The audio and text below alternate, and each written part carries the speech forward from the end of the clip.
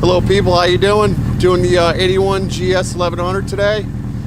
One of the greatest motorcycles, still to this day, used in pro stock motorcycle racing. The engine cases, the crankshaft, very robust. And this actual motorcycle right here is still campaigned as one of the world's fastest street bikes. Still GS based. Brad Mummer himself, ridden by one of the Gadsden boys. Fantastic motorcycle.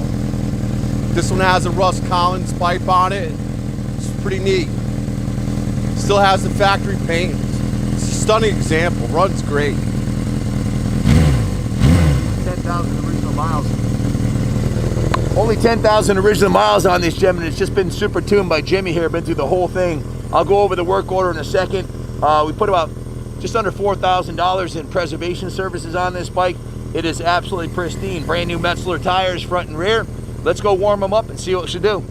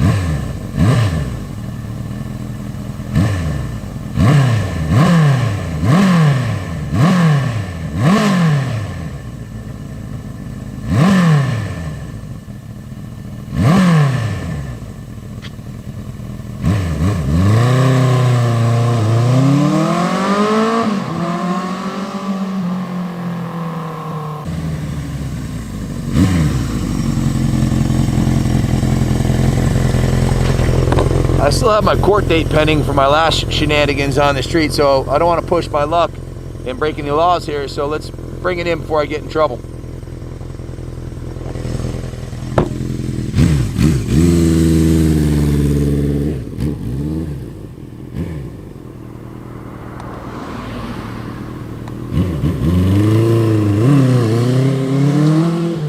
Holy shit.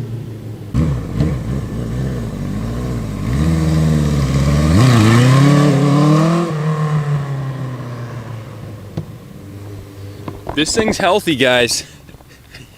You don't understand.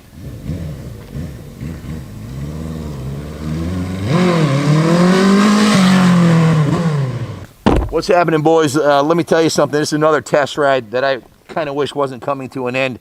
Voted 3 times in a row Cycle World Superbike of the Year, widely known as the first Japanese superbike. It's the first double overhead cam 16-valve motor the Japanese produced. Matter of fact, as Jimmy said earlier, this is still the block that they're using. It's still world champion superbike drag racing, pro drag racing bike. 4-valve cylinder head, stock right out of the box. Hold up. What about the KZ900 in 73? That was also a dual overhead cam. What are you talking about? Yeah, that was 2 valves per cylinder. Old school. Oh, 4 valves. Okay. Oh. Old school. This is a twins. The TSCC stands for the twin swirl combustion chamber, very similar to the Cosworth valve system. Came stock with 4 34mm Mikuni CV carbs, which still carburate beautifully. These have been totally rebuilt. Came from the factory with forged pistons and a super strong crank and a very robust block. That's why today, 40 years later, it's still the pro's choice of a super bike drag race motor. You know, Castine was talking about how the 750s have smaller rod bearings than the 1100s, and that this is really the This is an evolution of the GS1000 Superbike World Champion GS1000, except for they took it another step. It has the 1097 cc's. This was the fastest street motorcycle made in 1980. Cycle World Superbike of the Year for 3 years in a row, 81, 82, 83. Super reliable, as you'd expect with the Japanese technology. It also was a very good handling bike. It has a very stiff double down tubed steel frame, an oversized aluminum swing arm. Came from the factory with an advanced set of Kayaba forward axle long travel forks that were adjustable not only for compression but rebound dampening. Triple disc brakes. They're certainly ahead of its time. This is a rare original example, except for the exhaust system. The bike's all original, the paint, everything. I didn't know these had forged internals. That's interesting. Yeah, forged pistons. One of the reasons why, you know, they're absolutely indestructible. It's like the special edition GS. They went all out on the 1100. Now, you got to understand, this was competing against the Honda CBX 1100 six-cylinder, the Kawasaki GPZ 1100, and the XS 1100. All no slouches, but this destroyed them both in the quarter mile and certainly in durability. The CBX and the GPZ can't hold a candle to the Suzuki block and the Suzuki forged heavy-duty pistons and crank assembly. There's a lot of metal there, and a lot of metal to dissipate heat if you leave it stock, and a lot of metal to punch the thing out and make a race drag. Only got 10,000 miles on it. It was owned by a little old man who barely rode the thing 10,000 miles. Original paint, kept it indoors. It's absolutely pristine condition. It's been completely gone through and totally serviced. It needs nothing. It's ready to ride cross country today. Starting with the fuel system, the gas tank was removed, cleaned, drained, and cleaned inside and out.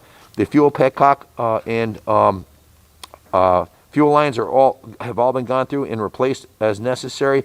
The carburetor was cleaned, dismantled, rejetted with a carb rebuild kit, and jetted for the exhaust system so it doesn't backfire or do anything funny like that. So and synchronized. The carbs are synchronized. So the carburetor's been completely gone through. It's got a brand new oil infilter, brand new battery.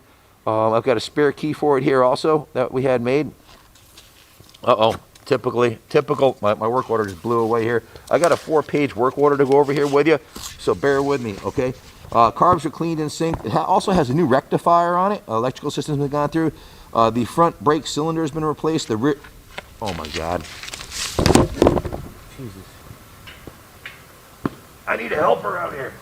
So, or a rock to hold my shit. Yeah. No technical difficulty. Fuck me around.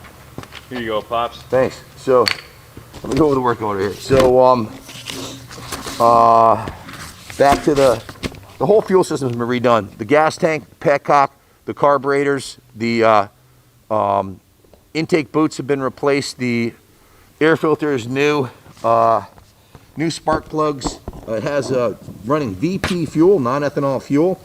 As I said, a new rectifier. Then the brake system's been completely gone through. Front brake cylinder, rear master cylinder have been replaced. The front and rear brake pads are brand new. The fluid's new. They've been flushed. So the bike was completely cosmetically gone through also. So it also has a new K&N oil filter. And don't forget, take a close look up close to those Metzler LaserTech front tire and the Metzler LaserTech rear tire. Brand new tires. We have not done a single hole shot on that rear tire. Show them the proof, Junior. I didn't beat on this bike at all. Mainly because I don't want to get a ticket on the street and it's too fast in the parking lot here. And it's just too nice. So brand new Metzler LaserTech top of the line tires. Also has a brand new Arcade 630 chain, top of the line chain. Brand new air filter, brand new battery, fuel petcock rebuild kit. The exhaust gaskets have been replaced. Both the header and header to exhaust gaskets have been replaced.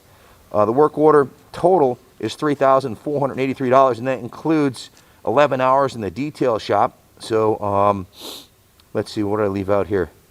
New battery signal wire. Clutch has been adjusted. The bike was first steam cleaned with our hot water pressure washer. The whole bike was completely hand washed top to bottom, given what we call the rotisserie detail. from the bottom of the engine to the top of the mirrors. Everything's been washed, hand polished. The fuel tank and fenders were buffed, in a nice coat of Carnauba paste wax has been laid on there to protect the finish. The cylinder and heads were Scotch-Brite cleaned. The aluminum was cleaned with Scotch-Brite like the factory race teams do. All the chrome was cleaned, detailed, and polished. The seat was conditioned. The engine side covers were polished to a brilliant shine. So, you know, this is a day and almost a day and a half in the detail shop. The whole thing's been completely professionally detailed. The exhaust headers and the muffler were painted the VHT 2000 degree high temp flat ceramic black, so you won't smell any burning paint. This is designed. This is the right stuff, you know. All the nuts and bolts on the chassis were cleaned and or removed and vapor blasted. Everything's been done, folks, that you'd expect to be done or want to be done. It needs nothing. Just get on it and ride, man. And it even has the stock original handlebars, which adds some value. I did a little research on the market values. The Haggerty #1 value is $8,500. The NADA value is $8,000. We put just under half that into preservation and restoration services on the bike. And you should also know that this bike was obviously the fastest in the quarter mile. It do 11-second quarter mile, 140 mile per hour top speed, about 110 horsepower with the exhaust and jetting that's on it. Stock it was about 105. And Wikipedia, in Wikipedia, if you read the Wikipedia description, Cycle News rated this as one of the all-time top motorcycles, top 15 motorcycles ever. This bike was listed as one of them. So pretty good pedigree here. The Ride magazine ranked the 1980 GS1100E 5th on the list of most significant bikes of the last 35 years. So absolute pedigree. I think I want to add one other thing here. One other endorsement of this bike. If you follow us, you'll know Pete Baccarosa, the owner of Superbike Universe, one of the largest private collections of factory superbikes in the world. Pete has assembled, and Pete has his original 1981 GS1100. I think, what color is this? The same color as this? I don't remember. Well, he has a few. The one that he did the big burnout here with the smiley face. That was his 1150E, and that's the red one. Okay, so he has an 1100 and an 1150 that he's had since new. Pete got on the bike. It had been in the museum for a few years. You know, he's had it since, well, 40 years. He gets on it. 12 o'clock wheelies all the way down this street. Comes up, the front end comes up so easy on this thing. All you do is just crack the throttle. It comes right up. And check out this burnout he did right here. He did a smiley face circle burnout. Here's the smile. This was last year. Here's the smile. Here's the eye #1, eye #2. So definitely a very rowdy machine in both handling and performance. The brakes are on point. The tires are on point. The engine's tuned to perfection. Heck, folks, if you're thinking of getting a classic super bike, it's even affordable. So a lot to like about this bike. Hey, we've been bragging and talking about the performance. Now, this has also got another side to it. With the handlebars being the stock handlebars in the position they are, in a nice, comfortable seat, this makes a kick-ass sport touring bike. If you want to put your wife or your girlfriend on the back and cruise down to the beach, if you want to take this thing down to Florida for Bike Week, for Biketoberfest, this is a bike that's got enough power, no vibration, super smooth motor, power plant. You can ride a 5-speed overdrive transmission. You can ride this thing all day long. Would you believe it's rated for about 56 miles per gallon on the highway too, with a 5-gallon gas tank, 4.6-gallon gas tank. So it gets phenomenal fuel mileage, most robust, reliable Japanese superbike motor ever made. To this day, still being raced. There's a lot to like about it, man. Just a beautiful piece. And the original paint is in excellent condition. Got a little bit. Look at inside the gas tank here. That's probably the cleanest. Look at the metal finish in there. It looks like the day it came out of New England Cycle Sales in 1980, 81. It looks brand new, folks. So that's a hallmark of a well-preserved motorcycle when the gas tank's never had any rust in it. So that's it, folks. I could go on all day. I'm going to pull her in the museum before I get in trouble on it. Thanks for watching. God bless America.